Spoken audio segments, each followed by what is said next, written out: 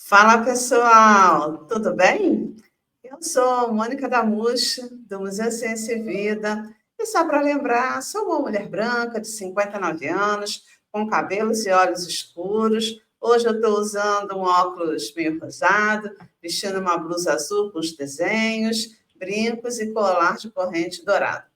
E no episódio de hoje, Mulheres na Tecnologia de Polímeros, a gente vai falar sobre como uma jovem pesquisadora vem consolidando sua carreira em um instituto de ponta alemão. E para isso, convidamos a nossa queridíssima Raniele Silva. Gente, que legal, que honra. Raniele, seja muito bem-vindo ao nosso podcast. Estamos super felizes com a sua participação, mas antes de começar o nosso papo, eu gostaria que você fizesse a sua audiodescrição e depois se apresentasse. Sinta-se à vontade, o espaço é seu, a casa é sua. Obrigada, Mônica. Bom dia, eu sou Raniele Silva, sou uma mulher de 36 anos. Eu sou uma mulher de cor indígena, não sei se pode falar isso, não estou atualizada, desculpa. Meus cabelos são pretos, curtos, e eu tô com uma blusa rosa, pink, rosa. E é isso, né? Acho. Então, agora pode se apresentar. Bom, eu sou nascida e criada em Nova Iguaçu, e No Rio de Janeiro? no Rio de Janeiro, né? E sou de uma família que veio do Espírito Santo e para o Rio e de Minas Gerais toda para trabalhar no Rio de Janeiro. Então, minha avó, minha mãe, todo mundo foi empregada doméstica e todo mundo trabalhou muito, super, com uma família de mulheres muito habilidosas e homens também muito habilidosos, com uma cabeça muito forte para engenharia, inclusive para lógica, e também muito forte para agricultura. São muito bons de agricultura. E infelizmente ninguém conseguiu estudar, mas também devido às circunstâncias, né? E eu sou a mãe da Radacinha, sou mãe de criança grande e criança pequena. Eu tenho uma criança de 19 anos, Radacinha, e tenho um menininho, Teodorinho, de 3 anos. O meu universo é meus irmãos, meus filhos e a ciência. Eu posso falar assim.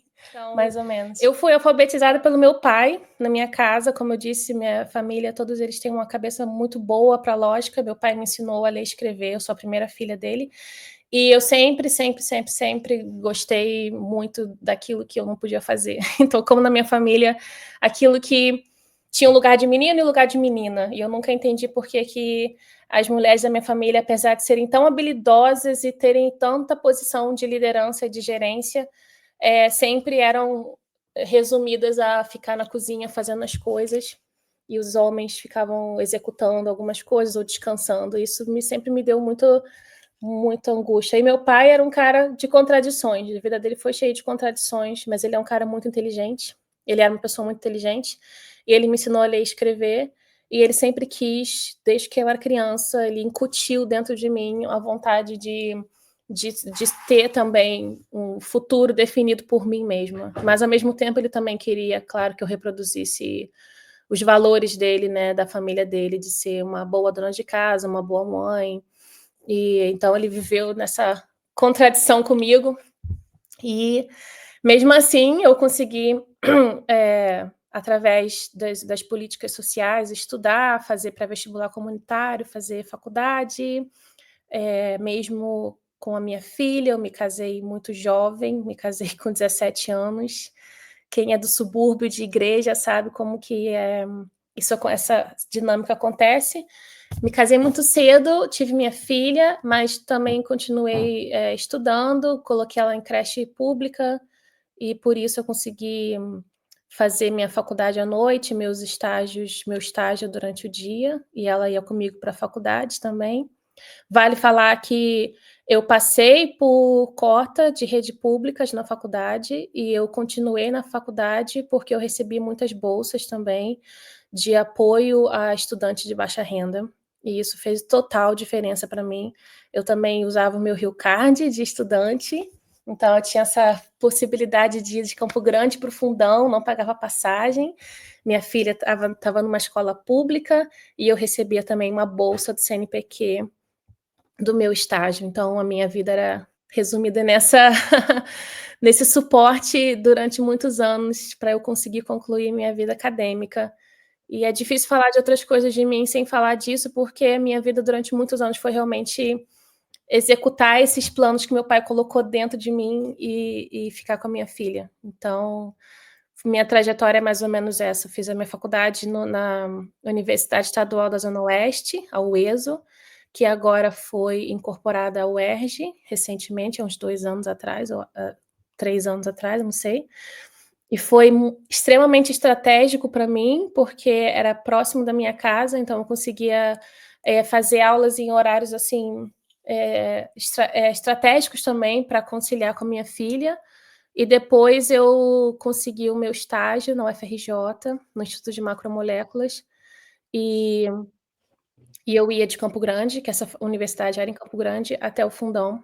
E eu também organizava, orquestrava isso tudo aí entre creche e faculdade diurna, noturna, estágio, levar minha filha para as aulas. Minha filha frequentou muita aula comigo. E muita gente ajudando, uma vizinha aqui, um transporte público, alguém que buscava a criança na escola para mim. E aí a gente conseguiu se formar na faculdade, fazer o estágio muito bem.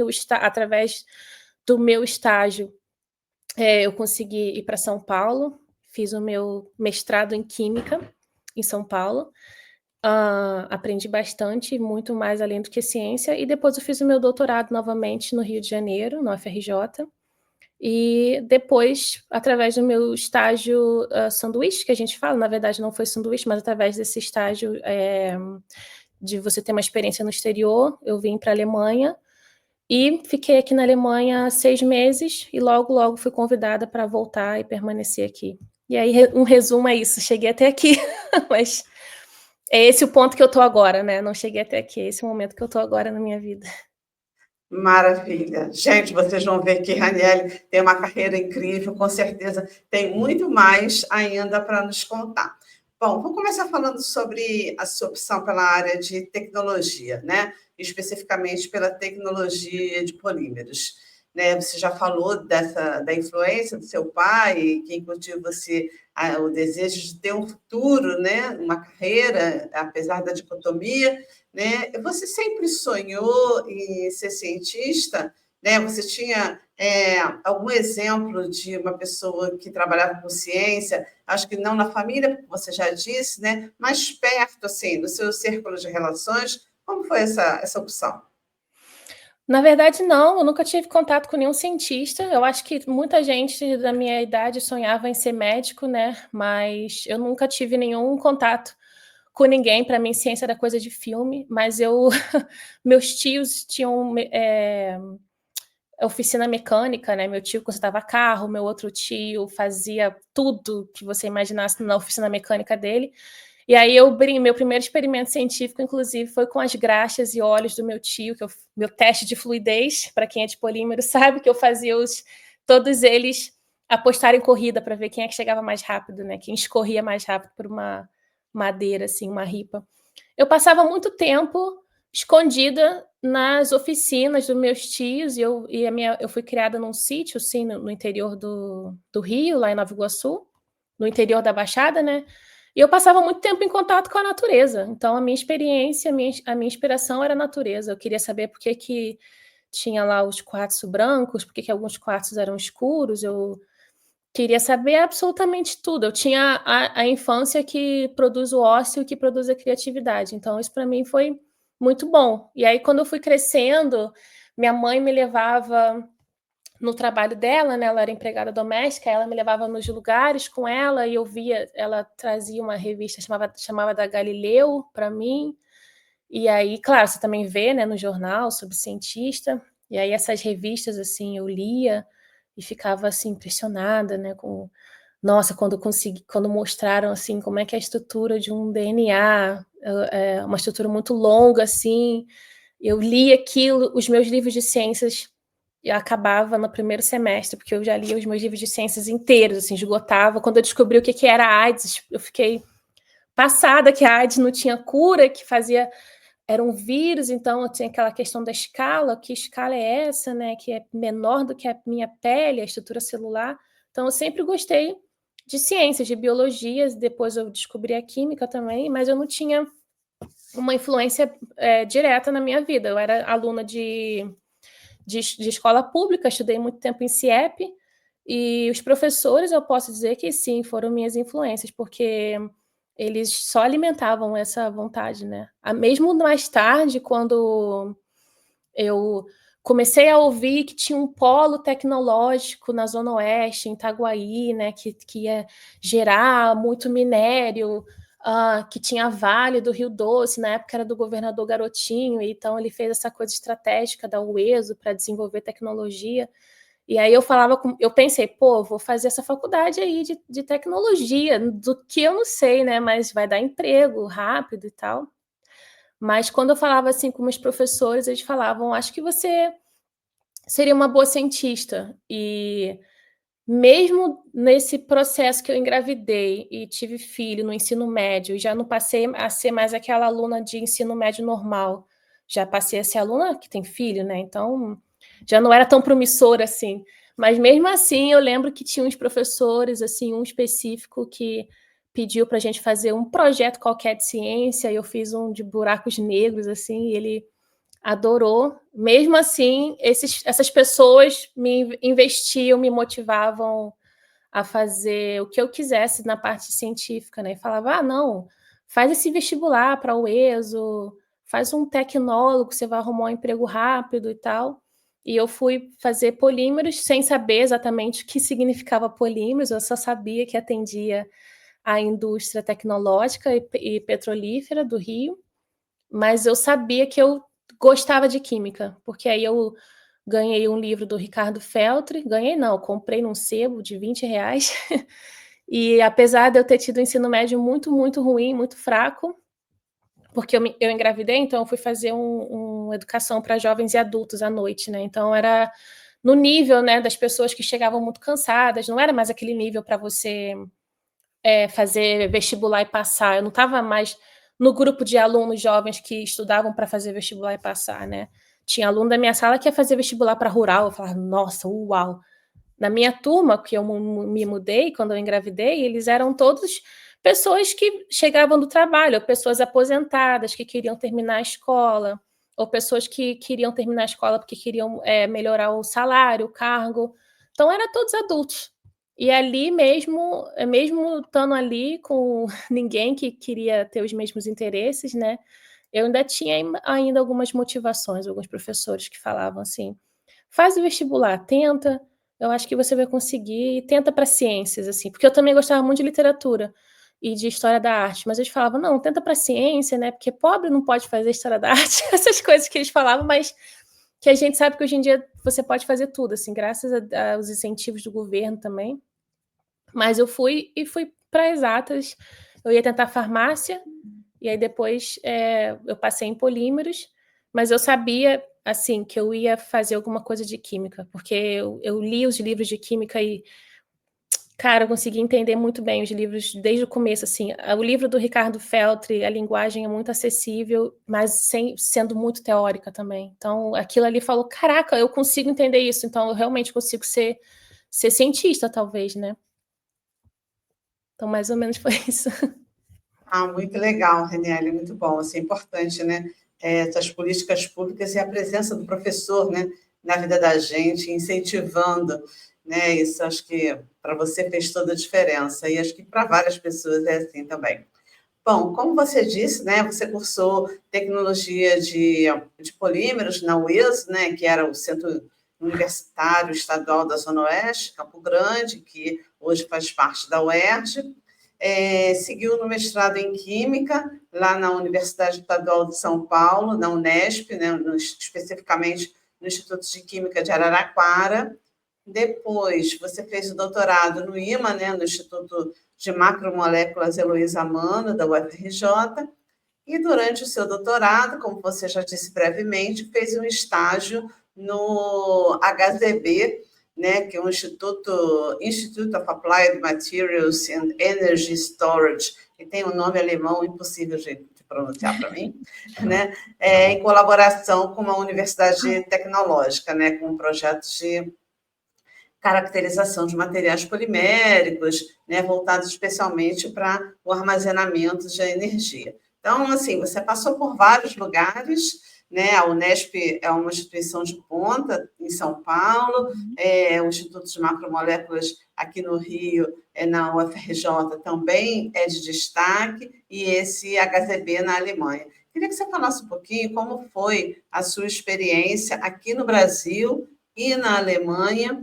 e como que você percebe, né, as diferenças marcantes nesses dois ambientes? O que você percebe de diferente?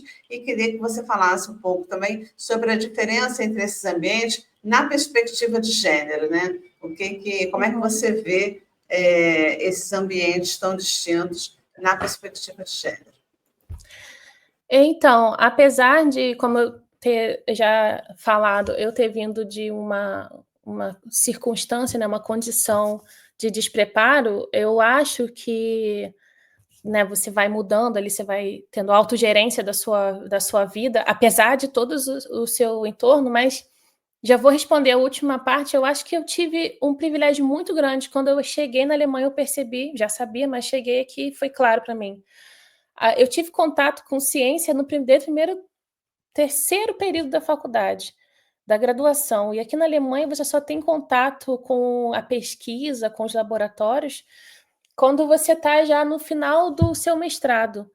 Então, aqui eles fazem o bacharelado, fazem uma excelente parte teórica, que a gente também faz no Brasil, né? A gente tem cálculo 1, cálculo 2, 3 e 4, etc. O currículo é bastante parecido, só que no Brasil a gente já vai direto para o laboratório. Então, eu senti essa diferença muito grande. Quando eu cheguei aqui, o meu contato com a parte experimental era muito, assim, superior do que o que eles estão acostumados aqui. Porque no Brasil a gente é incentivado a fazer iniciação científica desde o começo, né? E eu senti de cara essa diferença. No Brasil, mas o meu privilégio mesmo foi que eu comecei a fazer iniciação científica muito cedo, mas eu fiz com a pessoa certa, né? O meu orientador, o professor Karim Damosh, conhecido aqui, ele foi uma pessoa que me blindou, ou me ensinou a me blindar do meu entorno, assim. Então, quando eu botava o pé no laboratório, ou quando eu ia fazer uma reunião com ele, eu me sentia num grau, assim, de neutralidade com o resto da minha vida, que me permitiu ser cientista. Naquele momento ali, eu era só cientista. Então, não tinha esse negócio de você é uma aluna de seu, você é uma aluna de mestrado, você é uma aluna de doutorado. E eu acho que isso me colocou já desde muito cedo, muito na vida acadêmica, com ser uma pessoa mais objetiva na parte acadêmica. Então, acho que começar no Brasil cedo, fazendo iniciação científica, e ter um orientador que sempre me direcionou a ser objetiva, a ser assertiva na ciência, a não achar que dali era muito alto para o meu nível, me deu um privilégios, né, em relação à pesquisa, assim, quando eu cheguei na Alemanha. Ao longo da UESO, a Unesp e a UFRJ, claro, assim, eu tive essas diferenças que o Rio de Janeiro e São Paulo é muito diferente, né? Eu percebi, assim, quão forte é a pesquisa em São Paulo em termos de as pessoas ter muito mais recurso, né? Em alguns lugares, como a Unesp tem muito recurso, né? As coisas têm muito mais acesso, assim, e isso foi muito, muito bom para mim, porque eu consegui produzir uma pesquisa de mestrado lá, que eu tinha estado para uma tese de doutorado. Tinha muito recurso, tinha muito tempo, uma cidade mais quieta, mais calma, tudo era muito próximo da minha casa. Isso faz uma diferença muito grande, assim. Você sair do Rio de Janeiro, que tudo é muito longe, que tem muitas distrações, e você ir para um lugar mais assim, interior de São Paulo, né?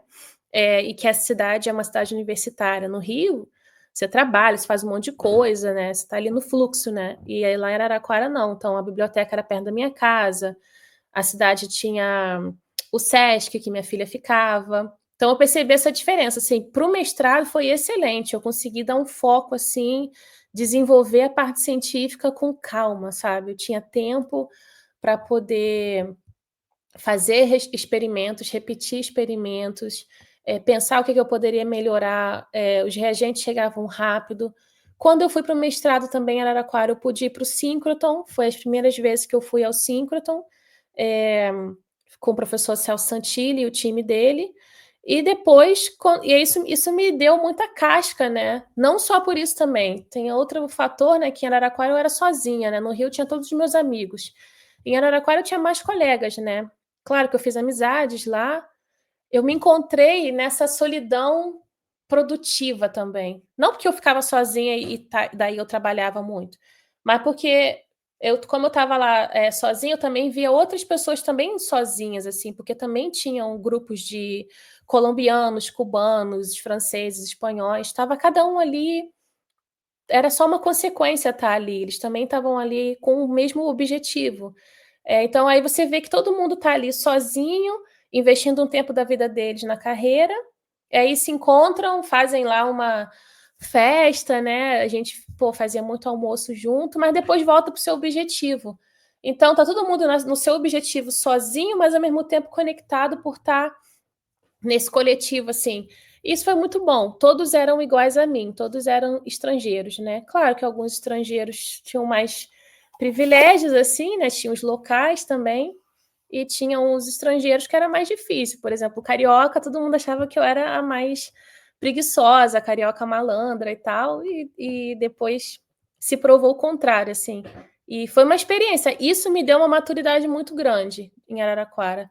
Aproveitar melhor o meu tempo. O meu orientador de Araraquara também era uma pessoa que tinha menos acessibilidade do que o Karim, do que o meu orientador de mestrado, e isso me ensinou muito a comunicação com ele, como me comunicar com ele, como apresentar, não só com ele, quando eu digo com ele, assim, com orientadores assim, né, que são mais ocupados, assim, como apresentar o meu trabalho de uma maneira mais formal, como chegar no horário, ser mais disciplinada também, me comunicar com aquilo que é estrangeiro a mim, aquilo que é diferente de mim. Então, isso me deu muita casca. Depois eu voltei para o Rio, voltei a ser orientada principalmente pelo Karim, mas eu já estava com mais de maturidade nessa época.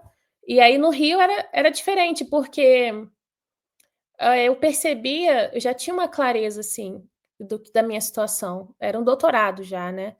E eu tinha que concluir algumas metas e eu tinha que ignorar algumas distrações e ignorar. Eu tinha que ter muita consciência das deficiências que eu ia ter voltando para o Rio de Janeiro. Então, o meu tempo era muito mais aproveitado. Eu voltei para o Rio muito menos procrastinadora assim, do que eu sair para o Rio. Porque estar em Araraquara sozinha com a minha filha me deu uma noção mais real assim, do que é o tempo que a gente gasta com aquilo que importa e o tempo que a gente tem depois, assim, para lazer e tudo mais. E aí eu voltei para o Rio mais cascuda, né? Com mais planos, assim, eu já tinha mais autonomia, já escrevia minhas propostas para o síncroton sozinha, e continuei indo para o síncroton também com Karim. E os papos mais sérios, né, com o orientador também. Você está no doutorado, você tem que pensar qual é a sua linha de pesquisa, você tem que saber que tipo de pesquisadora que você quer ser, que você se vê, assim. E como eu também já tinha passado por algumas experiências positivas de ir para o síncroton, ter conhecido pesquisadores, assim, muito bons em São Paulo, né, ter ido em congressos e tal, quando eu voltei para o Rio, eu já estava assim, pensando qual é o próximo passo, né? O próximo passo agora é procurar uma experiência internacional. E aí eu já voltei pensando nisso. Vamos procurar uma experiência internacional, vamos tentar ir para fora. Aonde também? Porque eu estava naquele boom do Ciência Sem Fronteiras, né? E era difícil ter uma vaga para fora e para você ter investimento. Era muito difícil ganhar, porque você tinha que ter um inglês comprovado. Eu nunca tive uma média acadêmica boa, o CR, né, o coeficiente de rendimento. Meu coeficiente de rendimento sempre foi muito baixo. E aí, quando eu voltei para o Rio, tive que ver essas possibilidades, né, com o meu orientador. O que vai fazer a diferença para eu ir para o exterior se eu não vou ganhar uma bolsa, porque eu não tenho CR para isso, né? E aí, quando eu voltei para o Rio, meu doutorado foi mais estratégico, assim. Vamos escolher um lugar que você vá bem, que você tire o máximo de proveito e que eles te ofereçam uma bolsa, não a gente, porque o Brasil não vai poder. E aí eu sempre ia para congresso, sempre já procurei qual congresso internacional que eu tinha que ir. Fui para o congresso internacional com meu inglês horroroso, assim, só o senhor na causa, porém eu fui. Eu os meus slides, PowerPoints e o meu inglês, The Books on the Table, mas eu fui e arrasei, assim, falei os meus resultados, que ninguém sabe falar dos meus resultados melhor do que eu, lá numa apresentação oral na França. Falei os meus resultados super bem em inglês, torcendo para que eu entendesse as perguntas depois. Consegui entender as perguntas, eu acho que eu consegui entender as perguntas, e quando terminava a apresentação não conseguia conversar com quase ninguém, assim, direito, por causa da falta do vocabulário formal, informal, mas fui, e quando eu voltei para o Brasil, eu já voltei assim, cara, é isso, vou ter que aprender a falar inglês bem, essa oportunidade, essa experiência na França foi muito boa, mas também tem que me sinalizar, acho que agora está na hora realmente de aprender a falar inglês bem. E aí entrou de novo mais uma política social, que foi o Inglês Sem Fronteiras, né, da CAPES, que a gente tinha direito, e aí era isso, todo dia 1 hora no tablet fazendo Inglês Sem Fronteiras. Aí fiz a prova que toda universidade pública oferecia, né, do TOEFL, e aí fiz, passei, também foi uma grande conquista, assim, de eu ter conseguido passar nessa prova, porque eu sei que ela é cara, e eu fiz de graça, 0,800. Enfim, tudo que eu fiz, eu nunca paguei por nada. Fui para vários congressos, fui para vários eventos, fiz curso de inglês de graça, fiz a prova do inglês de graça, e aí um desses eventos e eu não ia para qualquer evento, tinha essa questão da estratégia, porque a gente tinha pouco dinheiro, então a gente tinha que ir para um congresso da Associação de Materiais, porque lá a gente ia ter contato com pesquisadores do Brasil e do mundo. Eu não ia para uma associação assim, minha pesquisa era em liberação de drogas, de fármaco, eu não ia para um congresso de farmácia, porque eu sabia que eu não era da área farmacêutica. Mesmo que o congresso fosse lindo, fosse na Bahia, que eu pudesse ficar na praia, não, eu ia para um congresso que fosse de materiais ou de polímeros, né? Para saber que a minha perspectiva era maior de conhecer alguém da área de polímeros ou de materiais que pudesse contribuir na minha pesquisa do que nos congressos que fossem da área biológica. Então, essa estratégia a gente foi montando, eu e meu orientador, para que eu pudesse me beneficiar, né, dessa chance de 1 vez ao ano em congresso, e conseguir contatos, assim. Aí eu fui no congresso de espalhamento de luz em São Paulo, e aí a gente conseguiu um contato para vir para a Alemanha. Quando eu cheguei na Alemanha, eu senti essa diferença. Eu falei, caraca, eu tenho muito mais experiência de fazer pesquisa, de correlacionar dados, do que essas pessoas que estão começando aqui junto comigo. Isso daí eu me toquei na hora. Claro que eu me toquei também que meu inglês estava muito atrasado, né? E que porque os países europeus são todos muito próximos, todo mundo fala inglês, beleza. Mas eu me toquei, assim, de que eu tinha uma certa maturidade científica maior que as pessoas. Só faltava conseguir traduzir aquilo ali na forma do inglês, literalmente. E aí eu senti, obviamente, não só aqui, aí vou ter que estender mais ainda a minha fala, mas eu senti que o preconceito, o temor contra a mulher, né? Aí eu senti mais uma gotinha, as escalas, né? Porque, tipo, eu era uma cotista suburbana, mãe solteira, porque eu nesse período aí eu já tinha, obviamente, me separado do pai da minha filha, porque ninguém aguenta um rojão de ter uma mulher que quer mais do que ele poderia querer da vida, né?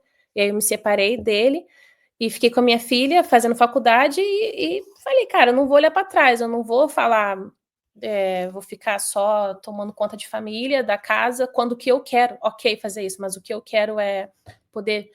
E aí, se eu quiser fazer um mestrado, um doutorado, se eu quiser fazer, eu vou fazer. E se for em outra cidade, eu vou e vai ser com a minha filha. E aí eu me separei dele. E aí eu via os olhares assim, pô, mas tá maluca, cara. Tu não pode querer abraçar o mundo.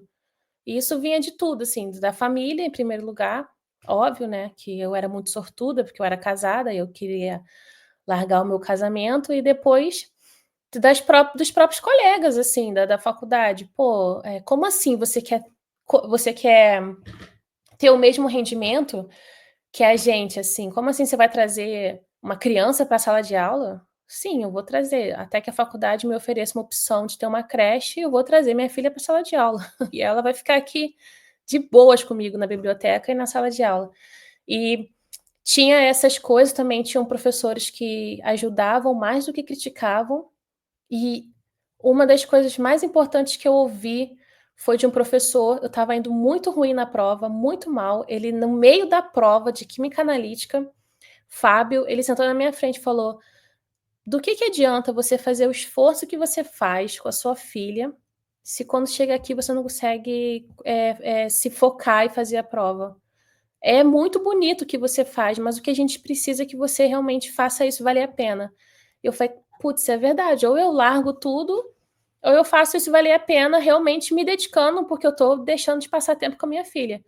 E aí isso mudou muito também essa minha perspectiva de que não é só o sacrifício, né, mas eram muito mais críticas negativas do que essas críticas, assim, que te acrescentam, né. "Eu sou muito maluca", "Você é muito maluca, trazer essa criança aqui pra aula, tarde da noite".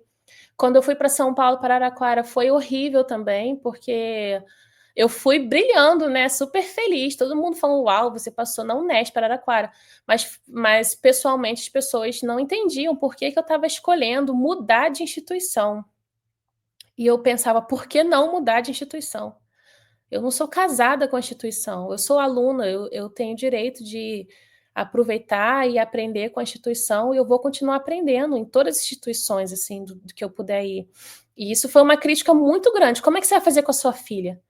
Porque quando as pessoas não te entendem, elas moralizam a queixa delas, né, elas moralizam a sua culpa, né, fazem você ficar se sentindo culpado. Então, como muita gente não conseguia entender por que que eu trocaria a cidade do Rio de Janeiro por uma cidadezinha pequena no interior de São Paulo, mas para fazer o Unesp, elas falavam: "Mas como é que você vai fazer com a sua filha?". Eu falei: "Não sei, eu vou fazer, não tem outra escolha, eu vou fazer isso". Então esse foi essas transições que eu fazia com a minha filha sempre eram muito criticadas, sempre. Mas era sobre o meu desejo e a minha trajetória com ela. E quando eu fui em Araraquara também, eu não podia levar a criança para o campus, né, então eu morei pertinho do campus para poder ficar indo e voltando da minha casa, ir para o laboratório para ver ela. E claro, aí, tipo, teve um isolamento, porque todo mundo lá era muito uniforme, homogêneo, todo mundo era jovem e ninguém tinha essas responsabilidades, então eu não era convidada para ir para algumas festas, né, porque eu tinha filho, e tá tudo bem também, tá sem problema. Também não era convidada para participar de grupos de projeto, porque todo mundo sabia que eu ia ser a problemática que tinha filho, né. E o meu primeiro, projeto que eu escrevi para o Síncroton, a primeira proposta que eu escrevi junto com um colega, ele foi aprovado, e aí na hora que o comitê manda para você as informações, orientações, né, para montar a equipe, esse colega que era doutor e eu era mestranda, ele podia responder e eu não, né. E ele respondeu falando, organizando, botando o time dele, os brother dele, né, e eu fui excluída. Aí ele me falou, eu recebi lá um e-mail de alguém me perguntando, eu falei: "Por que que você não me incluiu lá na lista de usuários que vai para o experimento?". Ele falou: "Não, eu imaginei que você não fosse poder ir, porque você tem sua filha, né, vai ser difícil, impossível para você". Eu falei: "Então, a não ser que você se ofereça para ficar com a minha filha, você não precisa falar dela. A única coisa que você tem que fazer agora é mandar um e-mail, falar para lá e falar que foi injusto e que você errou, né, e que tá aqui o meu nome". Aí ele falou: "Não, já passou do prazo, vai atrapalhar muito". Eu falei: "Não, mas aí isso daí não é comigo. Você vai porque eu escrevi essa proposta, tá lá vários parágrafos que foi meu, o meu nome tá na submissão". Então é isso, tipo, foi isso só foi mudando, né. Esse lugar não é seu, porque você é mãe, você não pode ser estudante, você não pode participar desse time de pesquisadores, porque você é estudante. Cheguei na Alemanha: "Ah, talvez a gente não vá colocar você no turno à noite, porque você tem sua filha". E aí, não, tá tudo bem, tipo, não precisa interferir. Mas aqui na Alemanha, realmente, as pessoas interferem menos na vida pessoal. Você falou uma vez, elas não interferem mais muito. Então, enquanto estava com a minha filha, foi tranquilo, as pessoas não fizeram muitas deduções. Quando eu cheguei na Alemanha, eu não disse que eu tinha filha, porque eu fiquei com medo de eu dizer que eu tinha filho, às pessoas que eu ia trazer ela, né, eu não ia conseguir a bolsa, então isso foi uma coisa também importante. E aí eu só falei que eu estava vindo. Ninguém perguntou, né, pela minha filha, nada. Eu só falei, vou dar uma de estudante normal, né? E aí eu falei que eu estava vindo. E aí, quando eu cheguei aqui, eles me deram uma bolsa para eu passar 3 meses aqui. Aí eu falei, posso ficar 6 meses com essa bolsa? Eles, não, pode, tudo bem. E aí eu dividi essa bolsa, era 1.200 euros, eu dividi ela em 600 euros por mês, era a minha meta de gastar. E eu fiquei 6 meses com a minha filha. Quando foi assim que eu cheguei, na primeira reunião com o meu chefe de departamento, eu falei para ele, não, tá tudo bem, eu e minha filha conseguimos um lugar para ficar. Aí ele ficou, sua filha conseguiu? Você trouxe sua filha? Eu falei, trouxe. Aí eu falei, deu ruim, deu ruim. E aí, na verdade, ele só me mandou um e-mail com opções de escolas bilíngues para ela e mandou um e-mail para os organizadores do projeto, né, que eu estava incluída, me dar uma cota a mais, porque a gente tinha um dinheiro. Aí eu descobri, né, a Alemanha tem um dinheiro a mais para dar suporte para mulheres, para promover igualdade social, né? Então, igualdade de gênero. Então, quando você é mãe e você está fazendo um projeto de pesquisa pago, independente por esse projeto, você tem direito a receber 200 euros a mais por você estar cuidando do seu filho, assim, que é para dar suporte a mulheres que voltaram para fazer pesquisa. Então, a Alemanha está cheia de iniciativazinhas assim, iniciativas interessantes no papel e que às vezes na prática não vale muito a pena, não funciona, né? Mas a Alemanha me ajudou a não ser mais a mãezinha que está se esforçando para estudar. Eu cheguei aqui já sabendo da minha potência só que eu tive que usar bastante aqui, né? Tipo, nessas situações de quando eu tive agora o meu filho, por exemplo, que foi a minha segunda experiência de maternidade sendo pesquisadora, que eu sofri bastante abuso no meu retorno, né, a minha amamentação também. Eu não pude voltar ao meu cargo porque eu estava amamentando meu filho e eu fui convidada por uma pessoa criminosa a sair do meu contrato de trabalho até que eu parasse de amamentar o meu filho, ou que eu parasse de amamentar o meu filho e continuasse no meu contrato de trabalho. Só que aí eu já estava cascudona, então eu falei, não é assim. Você tem gerência sobre a minha vida acadêmica, a minha pesquisa científica, mas não sobre o meu contrato de trabalho, isso é com RH. E daí eu fui no RH e consegui resolver a situação e continuo na pesquisa de científica que eu quis ficar sem essa pessoa, né? Não trabalho mais com essa pessoa. E o que eu aprendi nisso é que as pessoas vão continuar te dando limitações, né, caixinhas para você caber dentro delas, porque elas não conseguem visualizar você nesse lugar, mas você também tem que começar a usar a sua voz, né, para você não ficar só ressentindo o que as pessoas fazem com você, para que você também seja gerente, né, do seu destino, assim, porque senão não vai rolar. E acho que essa perspectiva mudou. E agora que eu já não sou mais uma estudante, já terminei o doutorado, meu filho já tem quase 3 anos, eu observo muito que tem muita coisa de protagonismo, assim, as pessoas não conseguem muito ver o meu protagonismo com meu filho.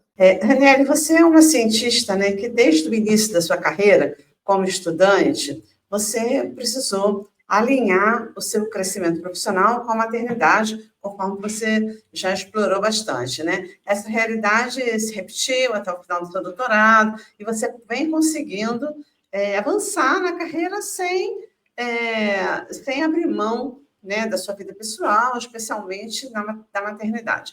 Pensando nisso, que habilidades você entende que seriam importantes para chegar nessa posição que você ocupa hoje?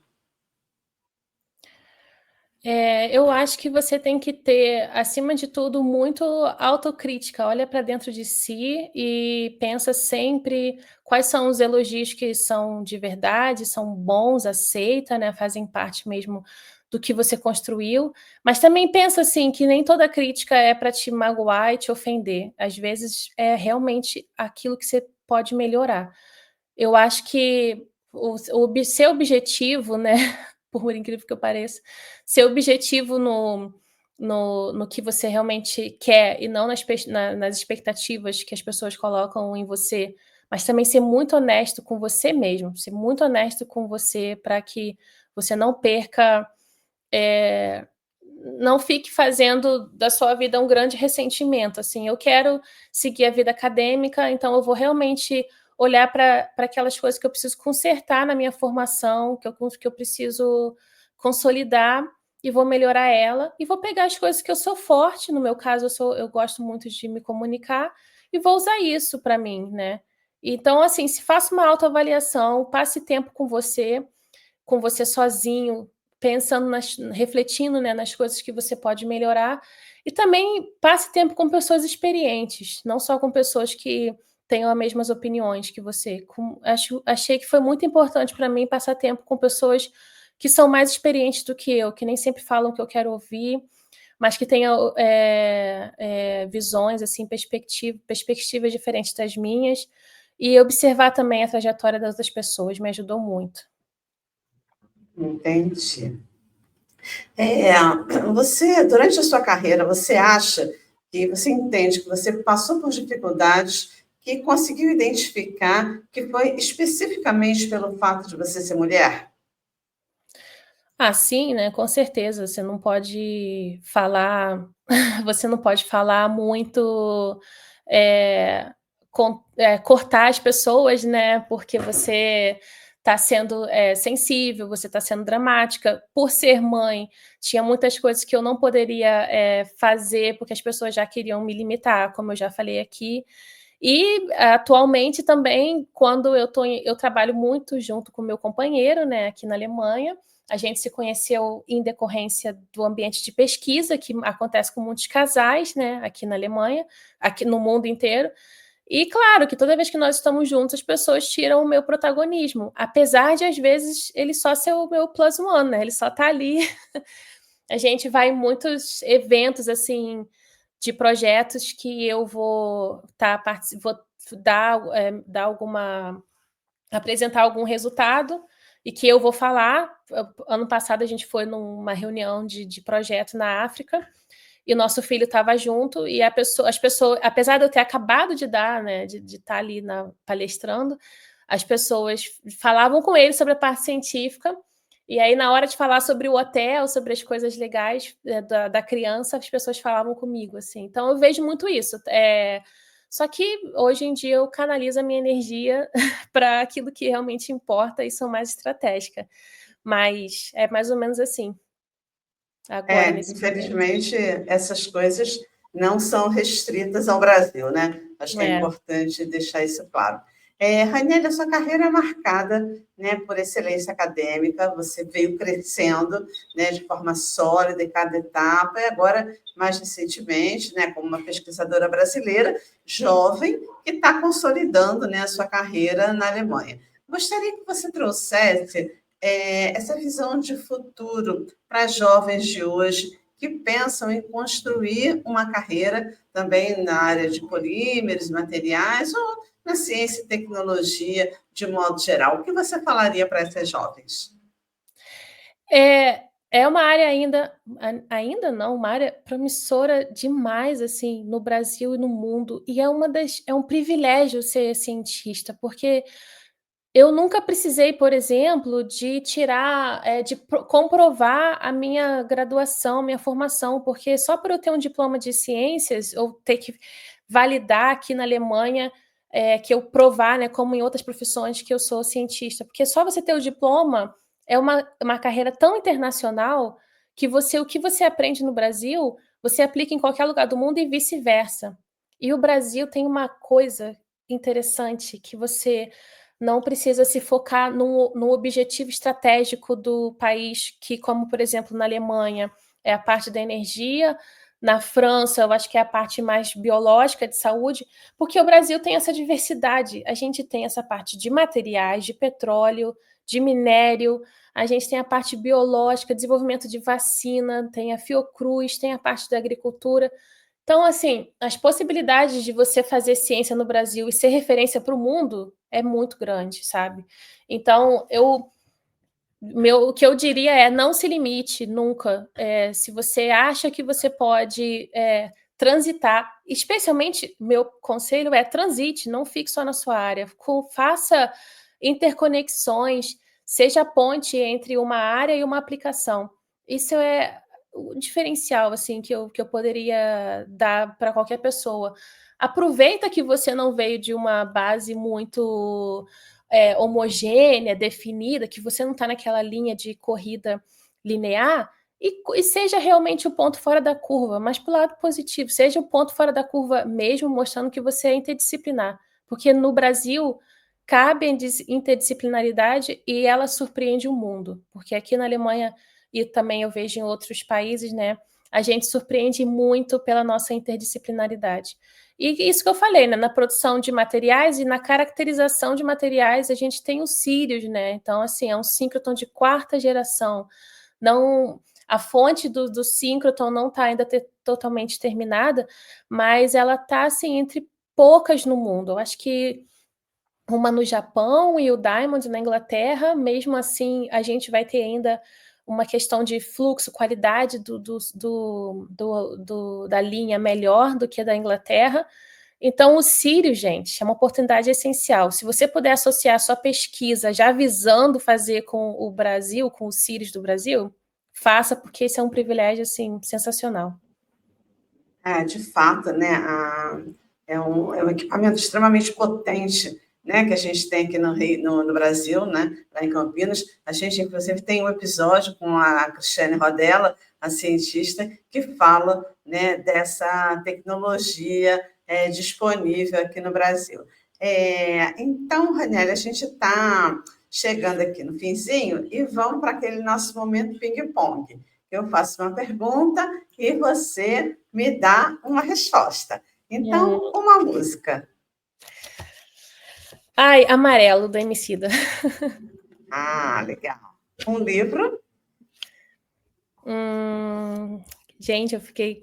É muito difícil. Eu vou... Sociedade da Transparência. É um livro que eu estou muito apegada no momento. Sociedade da Transparência.